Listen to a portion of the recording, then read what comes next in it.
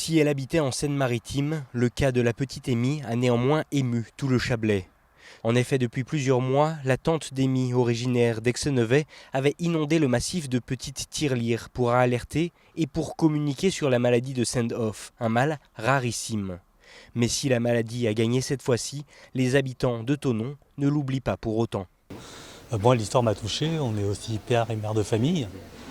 Nos enfants sont plus grands, mais c'est important. On s'est mobilisé pour les tirelires, on s'est mobilisé sur des événements, des manifestations qui avaient été organisées pour soutenir les stands, vendre des gâteaux.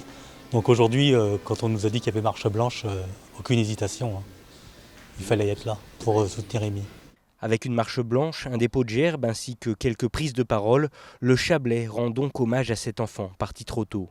Un réel drame pour les proches, mais qui doit aujourd'hui continuer d'interpeller sur les maladies rares et neurodégénératives. Le combat, ça ne s'arrêtera pas. Maintenant, on commence à connaître, il commence le combat, mais il faut pousser encore. Il y a encore sur les réseaux sociaux du monde qui ne veulent pas s'arrêter de là. D'ailleurs, on parlait tout à l'heure que les tirelires, les commerçants ne veulent pas l'enlever. Ils veulent laisser leurs tirelires pour que justement, ils veulent encore faire des dons et tout pour que ça avance et ça avance. Il ne faut pas qu'on en reste là. La maladie de Send-Off concerne aujourd'hui un cas sur 130 000 naissances en Europe.